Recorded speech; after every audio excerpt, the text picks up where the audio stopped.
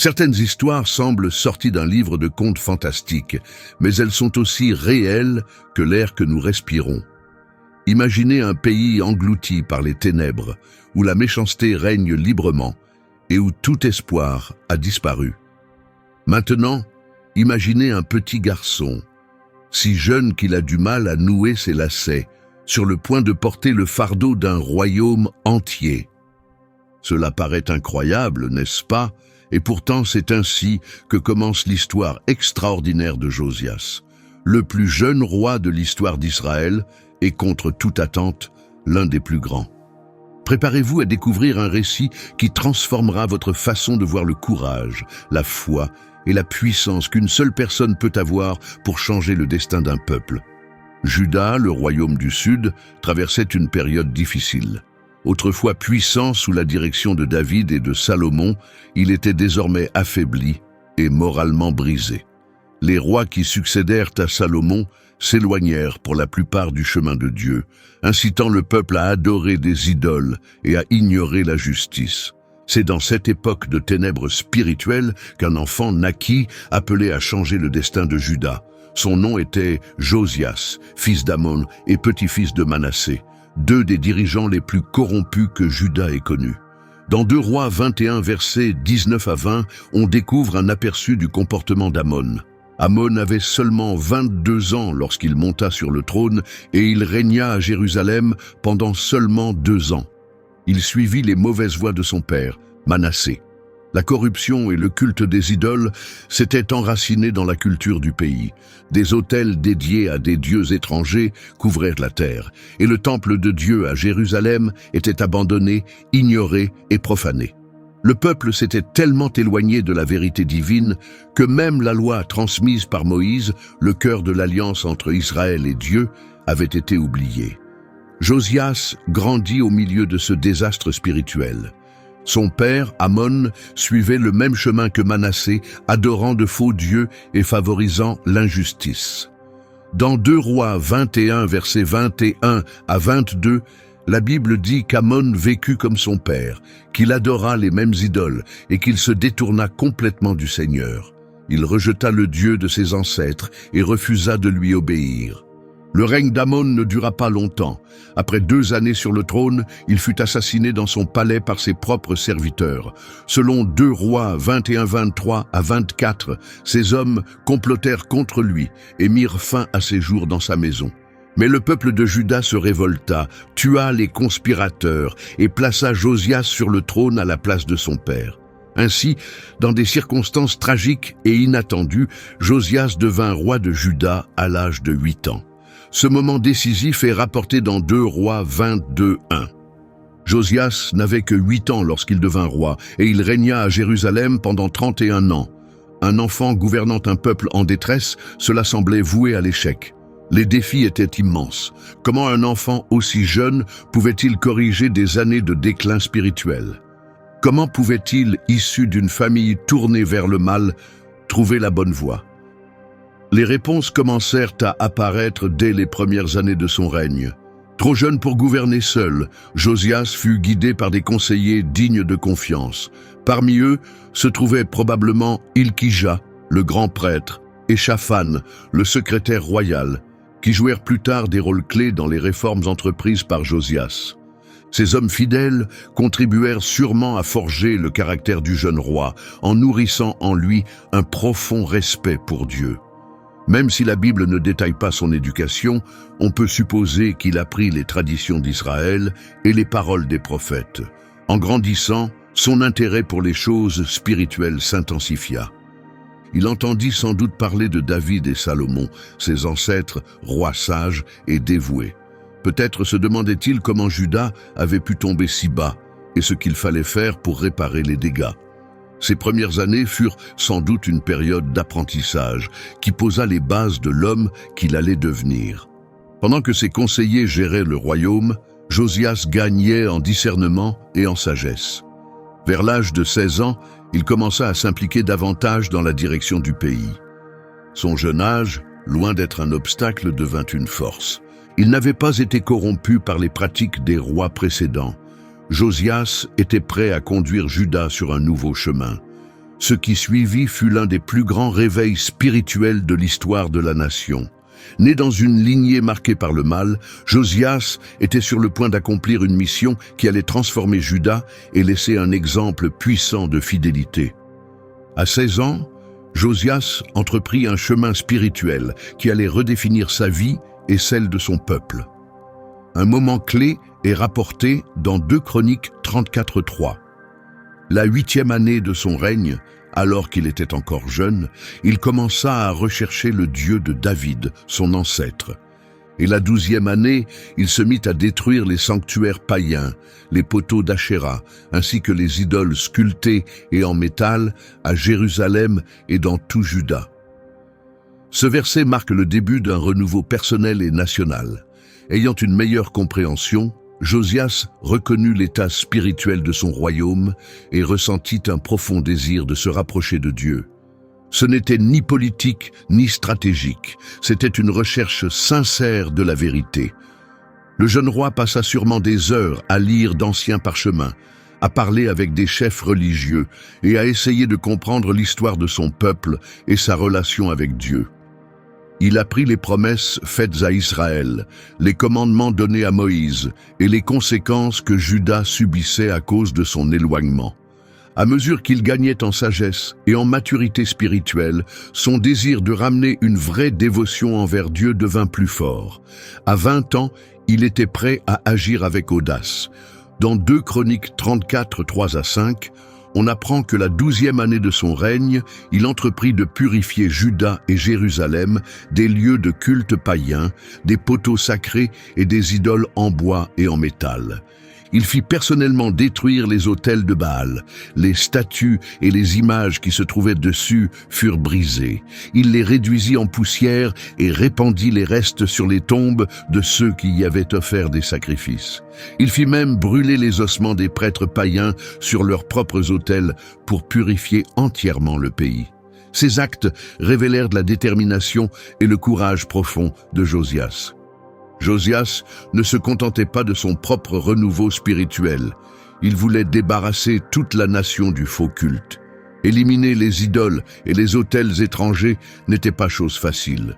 Beaucoup de gens avaient grandi avec ces croyances et les considéraient comme normales.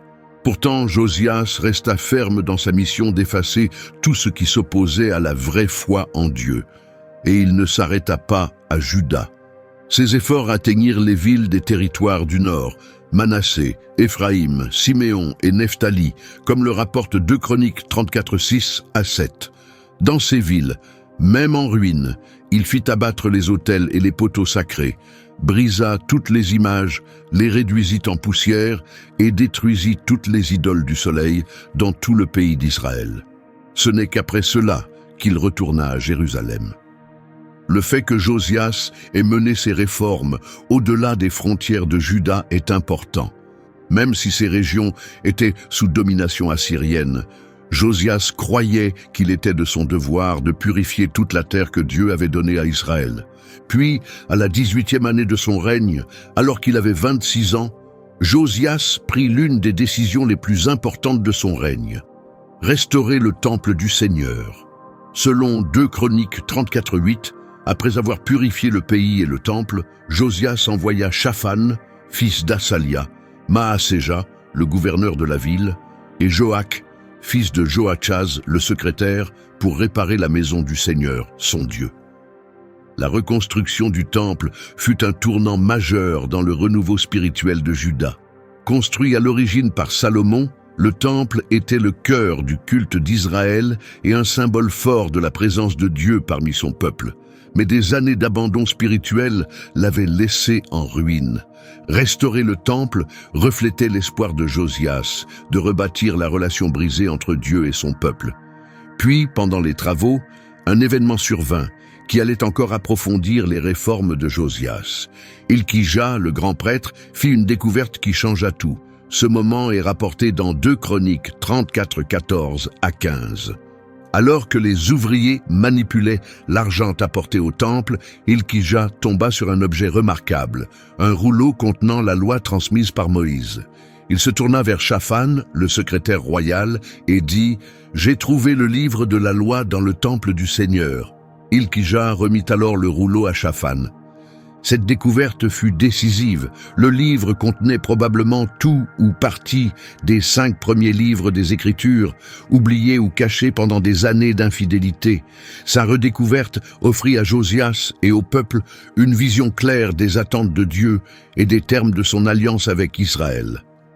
Lorsque le rouleau fut lu à haute voix devant Josias, sa réaction fut immédiate et intense. Dans 2 Chroniques 34, 19, 21, on lit que, dès qu'il entendit les paroles de la loi, le roi déchira ses vêtements. Puis Josias donna des ordres à Hilkija, Achikam, fils de Shaphan, Abdon, fils de Missé, Shaphan le secrétaire, et Asaja, l'un de ses serviteurs. Il dit « Allez interroger le Seigneur au sujet des paroles de ce livre, pour moi et pour tout le peuple restant en Juda et en Israël. » La colère du Seigneur est grande, car nos ancêtres n'ont pas obéi à sa parole, ni vécu selon ce qui est écrit dans ce rouleau. Cette réaction montrait le profond respect de Josias et sa crainte sincère de Dieu. Il comprit aussitôt à quel point la nation s'était éloignée des commandements de Dieu et les conséquences qu'elle risquait pour cette infidélité. Ce qui frappe, c'est que Josias ne pensait pas seulement à lui, il se préoccupait de tout son peuple. Dieu répondit par l'intermédiaire de la prophétesse Hulda, qui apporta un message à la fois d'avertissement et d'encouragement. Dans 2 Chroniques 34, 26, 28, voici ce que Dieu déclara à propos de Josias. « Au roi de Juda qui t'a envoyé pour me consulter, dis-lui, voici ce que dit le Seigneur, le Dieu d'Israël.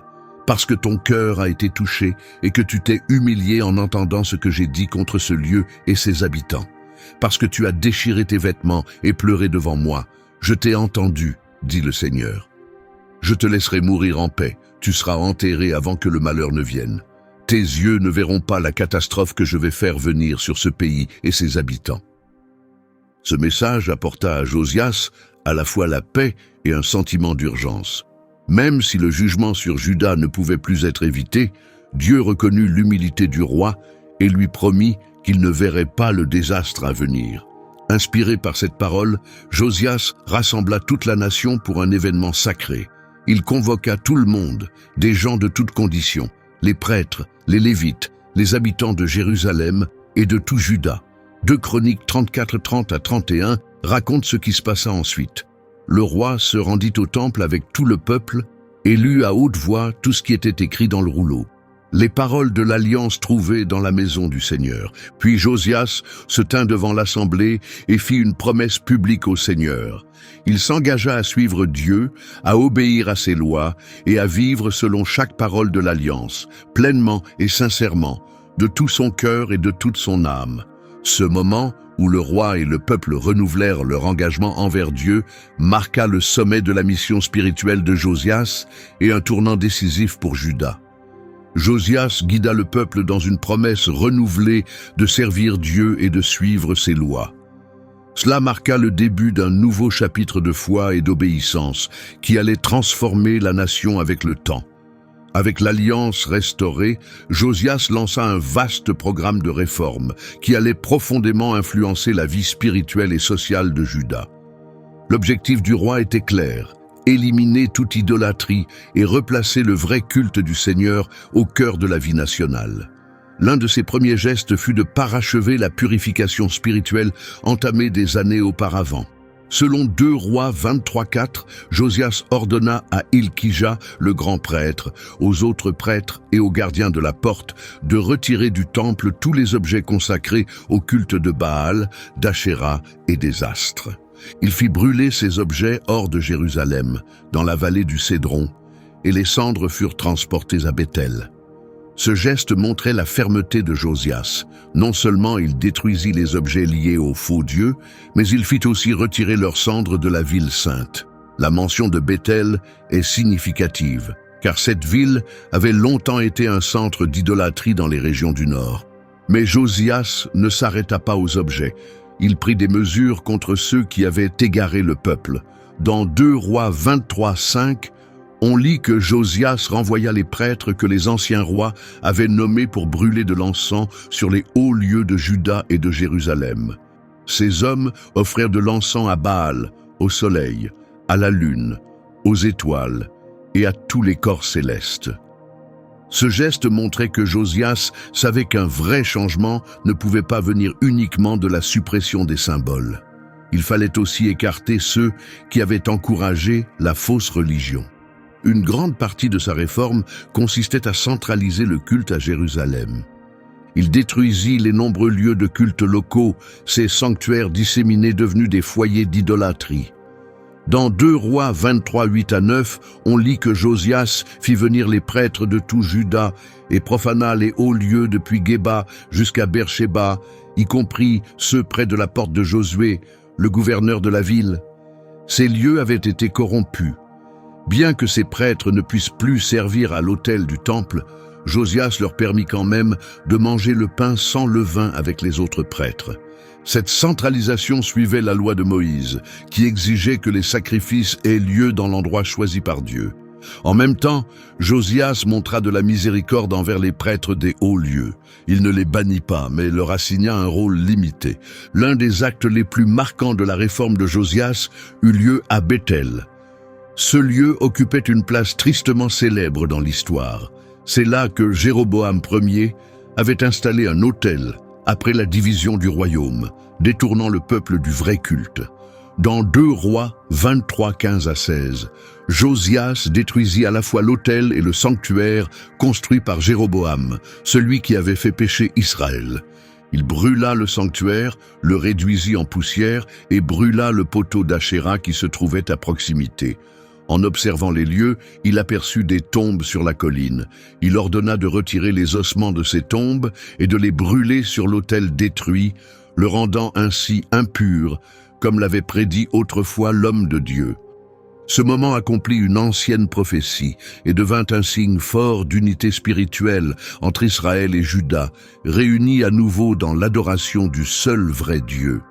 Les réformes de Josias ravivèrent aussi des traditions religieuses importantes, notamment la célébration de la Pâque. Dans 2 Rois 23, 21, 23, Josias dit au peuple « Célébrez la Pâque en l'honneur du Seigneur votre Dieu, comme cela est écrit dans le livre de l'Alliance. » Il est précisé qu'aucune Pâque de cette ampleur n'avait été célébrée depuis l'époque des juges, ni sous les rois d'Israël, ni sous ceux de Juda. Mais la 18e année du règne de Josias, cette Pâque fut célébrée à Jérusalem devant le Seigneur. Cette célébration fut un moment clé pour la nation. Elle marqua un retour à l'obéissance et un renouveau de l'identité d'Israël en tant que peuple de l'Alliance de Dieu. L'ampleur de cette fête est soulignée dans les Écritures. Elle surpassa toutes les Pâques précédentes en fidélité et en intensité, remontant à de nombreuses générations. En parallèle de ces réformes religieuses, Josias travailla aussi à transformer la société. Il élimina les pratiques nuisibles qui violaient les commandements de Dieu et nuisaient au peuple. Selon 2 Rois 23, 24, Josias fit disparaître ceux qui pratiquaient la sorcellerie et consultaient les esprits, ainsi que les idoles, les statues et toutes les choses abominables qu'on trouvait dans Juda et à Jérusalem. Son objectif était de vivre pleinement selon les paroles du livre sacré que le prêtre Hilkija avait trouvé dans le temple. Ces actions prouvent que les réformes de Josias n'étaient pas superficielles ni limitées au rite du temple. Il voulait purifier chaque aspect de la vie du royaume, éliminant tout ce qui déshonorait Dieu. L'impact de ces réformes fut profond et durable. La Bible fait un éloge unique de Josias dans 2 Rois 23-25, le décrivant comme un roi qui s'était entièrement consacré au Seigneur. Il suivit Dieu de tout son cœur, de toute son âme et de toutes ses forces, plus que tout autre roi avant ou après lui. Et pourtant, les Écritures apportent un rappel saisissant. Dans 2 Rois 23, 26 à 27, le Seigneur déclara que, malgré tout cela, à cause de la longue histoire de péché, notamment les actions de Manassé, Juda serait quand même jugé. Dieu dit qu'il retirerait Juda de sa présence, tout comme il l'avait fait pour Israël, et qu'il rejetterait Jérusalem ainsi que le temple qui portait son nom.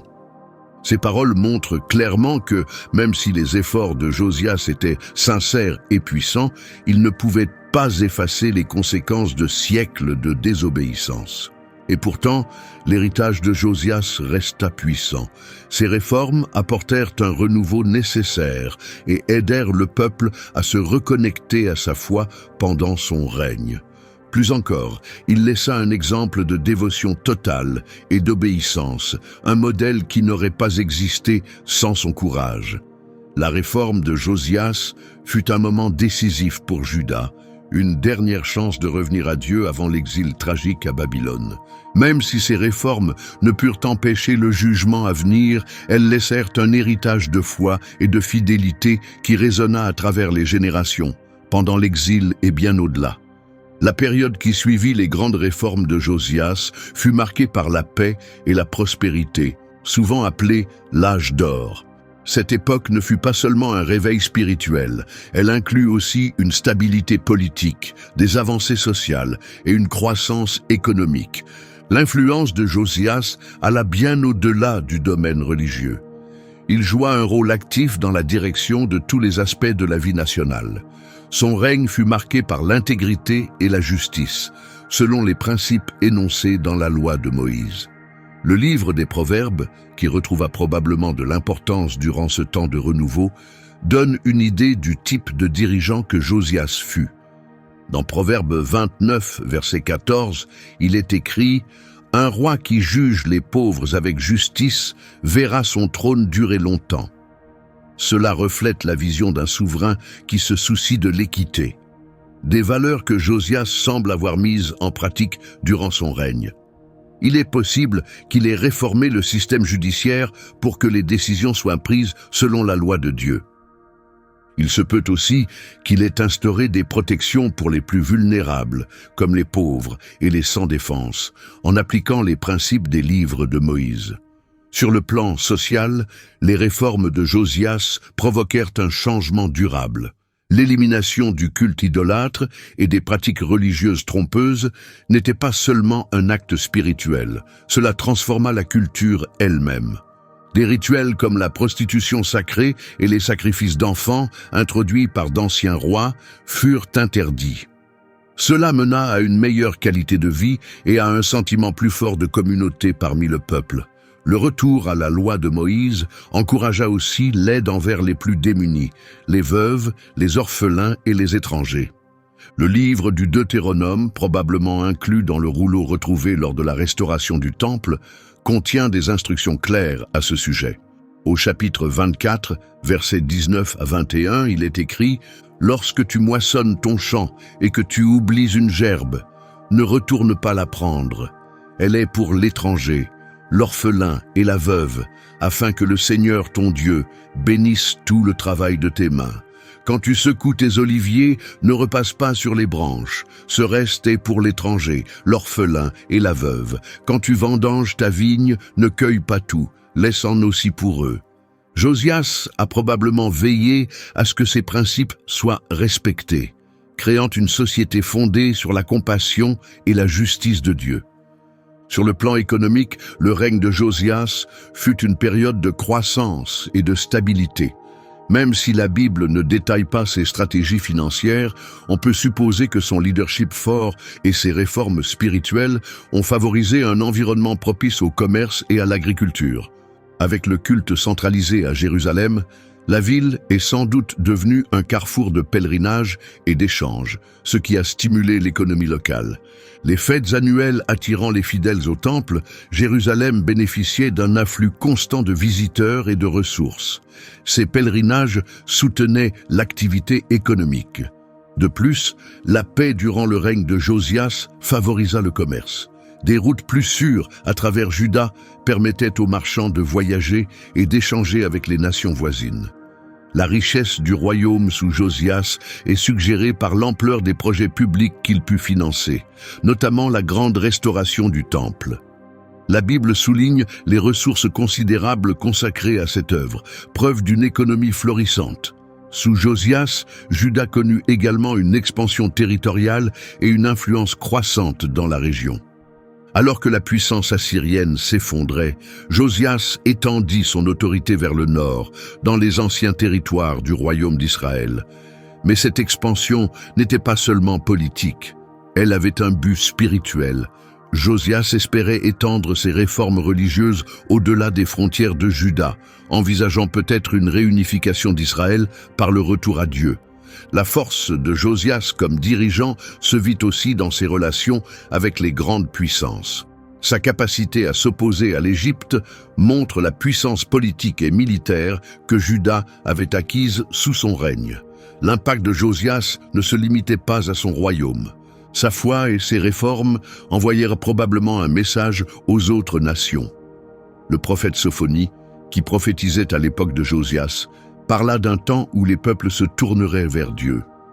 Dans Sophonie 3, verset 9, Dieu dit « Alors je rendrai pures les lèvres des peuples, afin qu'ils invoquent tous le nom du Seigneur et le servent d'un même cœur. » Même si cet espoir ne se réalisa pas entièrement du vivant de Josias, il montre l'influence qu'il cherchait à avoir, un réveil spirituel au-delà des frontières.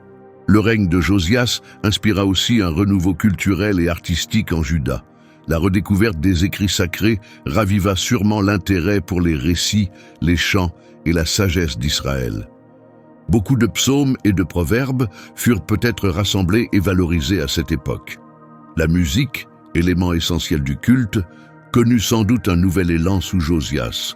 Le psaume 149, verset 1 déclare « Chantez au Seigneur un chant nouveau, louez-le dans l'assemblée de ses fidèles. » Il est possible que de nouveaux cantiques aient été composés durant cette période de renouveau spirituel, enrichissant le culte au temple. L'éducation se développa probablement aussi. Avec un regain d'intérêt pour la loi de Dieu, des efforts furent sans doute faits pour enseigner les Écritures au peuple. Deutéronome 6, 6 à 7 donne ce commandement. « Ces paroles que je te donne aujourd'hui resteront dans ton cœur. Tu les enseigneras à tes enfants. Tu en parleras chez toi, en marchant sur le chemin, en te couchant et en te levant. » La loi insiste. « Transmets-les à tes enfants, parlant dans ta maison, en chemin, le soir et le matin. » Josias a peut-être pris des mesures pour faire respecter ce commandement en créant des lieux d'enseignement ou en favorisant l'instruction dans les synagogues locales. Son règne représente un moment d'éclat dans l'histoire de Juda. C'était une époque de foi renouvelée, de force économique, d'expansion territoriale et d'influence croissante auprès des nations voisines. Bien que court, le règne de Josias redonna à Juda un éclat semblable à celui des plus grands jours d'Israël. Son exemple montre encore aujourd'hui ce qui peut arriver lorsqu'un dirigeant s'engage pleinement à suivre la volonté de Dieu. Les changements opérés par Josias démontrent que la vraie foi influence bien plus que les pratiques religieuses. Elle peut transformer tous les aspects de la vie d'un peuple. Mais cette période de paix et de renouveau allait bientôt être mise à rude épreuve. Les tensions politiques montaient dans la région et l'avenir de Juda s'apprêtait à entrer dans une phase sombre et difficile, un moment où l'héritage de Josias serait mis à l'épreuve. Malgré tout ce qu'il avait accompli, le règne de Josias prit fin soudainement et tragiquement. Pourtant, son influence perdura dans le cœur du peuple. Les réformes qu'il mena marquèrent profondément l'identité et les fondements spirituels de Juda. Avoir replacé la loi de Moïse au centre de la vie nationale eut des effets durables qui se prolongèrent même pendant l'exil à Babylone. Son attachement au culte pur et à l'importance du temple de Jérusalem établit un modèle qui façonna la tradition juive pendant des siècles. Mais l'époque où Josias régnait était marquée par de grands bouleversements. L'empire assyrien, autrefois puissant, s'effondrait, laissant un vide dangereux. Deux puissances, l'Égypte et Babylone, se disputaient alors le contrôle. C'est dans ce contexte incertain que Josias prit une décision qui allait provoquer sa chute. Sex Undre Oni Avenue. J.C. Le pharaon Nécho d'Égypte se mit en marche vers le nord pour soutenir les derniers soldats assyriens face à Babylone en pleine ascension. Pour des raisons que les Écritures n'expliquent pas totalement, Josias décida de s'opposer à lui. Dans 2 Chroniques 35-20, 22, le récit devient précis. Après avoir achevé les travaux du temple, Josias partit à la rencontre de Nécho, qui se dirigeait vers Carchemish, près de l'Euphrate. Nécho envoya un message à Josias. « Roi de Juda, ce combat n'est pas le tien. Je ne viens pas t'affronter, mais un autre ennemi. Dieu m'a ordonné d'agir vite. Ne t'oppose pas à la volonté de Dieu, sinon tu risques de subir son jugement. » Pourtant, Josias refusa de reculer. Il se déguisa et entra dans la bataille. Ignorant l'avertissement de Nécho, qui, selon le texte, venait de Dieu, Josias alla l'affronter sur les plaines près de Megiddo. Ce passage offre plusieurs éléments marquants. D'abord, il montre que Nécho ne voulait pas se battre contre Josias et l'avait mis en garde, affirmant que ses actions étaient guidées par une directive divine. Ensuite, le texte laisse clairement entendre que le message de Nécho venait réellement de Dieu, rendant le refus de Josias d'écouter d'autant plus tragique. Le résultat de cet affrontement fut fatal. Dans 2 Chroniques 35, 23 à 24, on lit que des archers blessèrent Josias pendant la bataille, et il dit à ses soldats « Emmenez-moi loin d'ici, je suis grièvement blessé ». Ils le transportèrent de son char dans un autre et le ramenèrent en urgence à Jérusalem. Là, Josias mourut et fut enterré avec ses ancêtres. Sa mort fut profondément pleurée dans tout Juda et Jérusalem. Ce fut un moment déchirant pour le royaume. La perte d'un roi fidèle et sage marqua le début de l'effondrement rapide de Juda. Ce déclin mena bientôt à la destruction de Jérusalem et à l'exil du peuple à Babylone. Le chagrin suscité par la mort de Josias fut profond et durable. Selon 2 Chroniques 35-25, le prophète Jérémie composa une lamentation en son honneur, et des chanteurs et musiciens interprétèrent des chants de deuil pendant des générations. Ces expressions de douleur devinrent une part durable de la mémoire culturelle d'Israël, et la mort de Josias fut honorée dans des chants officiels conservés au fil du temps. Après sa mort, le peuple choisit son fils Joachaz comme nouveau roi. Mais son règne fut de courte durée. D'après 2 Rois 23, 31, 33, Joachaz avait 23 ans lorsqu'il monta sur le trône, mais il ne régna que 3 mois à Jérusalem. Sa mère s'appelait Amoutal, fille de Jérémie de Libna. Il fit ce qui est mal aux yeux du Seigneur, suivant l'exemple de ses ancêtres qui s'étaient détournés de Dieu. Peu après, le pharaon Nécho le captura à Ribla, dans la région de Hamath, et le déposa du trône. Il imposa aussi un lourd tribut à Juda, environ 100 talents d'argent et 1 talent d'or. Ces événements montrent à quelle vitesse tout s'effondra après la mort de Josias. Sans résistance, l'Égypte prit le contrôle de Juda, déposa son roi et accabla le pays de lourdes charges financières. Nécho nomma alors un autre fils de Josias, Eliakim, comme roi, et changea son nom en Joachim. Dans 2 Rois 23, 34 à 35, il est précisé que Nécho emmena Joachaz en Égypte, où il mourut. Joachim remit l'or et l'argent à l'Égypte en levant des impôts sur la population selon les ordres du pharaon. Ce fut le début d'une période sombre pour Juda. Le royaume, autrefois prospère sous Josias, tomba sous domination étrangère. Le contraste entre la fidélité de Josias et les règnes troublés qui suivirent est saisissant et alarmant. Bien que Josias ait été reconnu comme un roi dévoué à Dieu, ses fils ne suivirent pas son exemple. Ils sont décrits comme faisant ce qui est mal aux yeux du Seigneur, montrant que, malgré les efforts de Josias, la transformation n'avait pas pleinement pénétré les cœurs du peuple ni de ses futurs dirigeants. Pourtant, son héritage ne disparut pas entièrement. Les réformes qu'il lança, en particulier l'attention renouvelée à la loi de Moïse, posèrent une base spirituelle qui soutiendrait Juda durant les épreuves de l'exil. L'un des éléments les plus durables du règne de Josias fut la redécouverte du rouleau sacré. Elle raviva le lien du peuple avec son histoire et lui rappela l'alliance conclue avec Dieu. Ce retour à l'écriture et à l'obéissance devint essentiel pendant l'exil, une période où le peuple, arraché à sa terre et privé du temple, s'appuya fortement sur la parole de Dieu pour préserver son identité et sa foi. La vie de Josias, marquée par la dévotion et l'engagement envers la loi divine, resta un modèle durable. Même si ses fils ne marchèrent pas dans ses pas, sa mémoire continua de donner de l'espoir et de servir de référence à un leadership fidèle. Sa mort tragique et l'effondrement qui suivit servirent aussi d'avertissement fort. Des prophètes comme Jérémie soulignèrent la différence entre la loyauté de Josias envers Dieu et la désobéissance de ses successeurs comme une cause directe du jugement divin. Finalement, l'héritage de Josias est à la fois riche et complexe. D'un côté, son règne représente le dernier chapitre d'un réveil spirituel avant l'exil. De l'autre, sa mort prématurée et le retour rapide à l'idolâtrie révèlent à quel point les réformes sont fragiles si elles ne sont pas enracinées profondément dans les cœurs. Cependant, ce que Josias avait commencé ne disparut pas. Les semences spirituelles plantées pendant son règne, le retour à la loi, la purification du culte, l'importance de Jérusalem, continuèrent à façonner l'identité juive pendant des générations. Elles influencèrent le développement du judaïsme après l'exil et établirent les bases des pratiques religieuses de l'époque du Second Temple et au-delà. Bien que Josias n'ait pas vécu pour voir son rêve se réaliser, l'impact de son règne perdura. Son histoire nous rappelle la force de l'obéissance fidèle et le pouvoir durable de la parole de Dieu pour façonner un peuple. La mort de Josias nous invite à réfléchir. Quel héritage laisserons-nous après notre départ?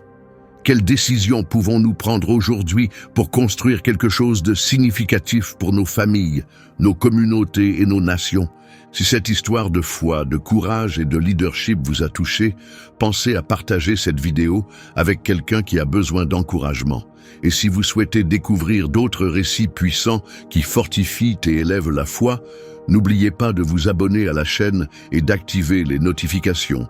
Ainsi, vous resterez informés de toutes nos prochaines vidéos où nous continuerons à explorer les vérités profondes cachées dans les récits de la Bible. Ensemble, puisons dans la sagesse du passé pour inspirer le changement aujourd'hui et bâtissons un avenir fondé sur la foi et la justice. Merci d'avoir regardé et à très bientôt. Restez encouragés et continuez à chercher la vérité.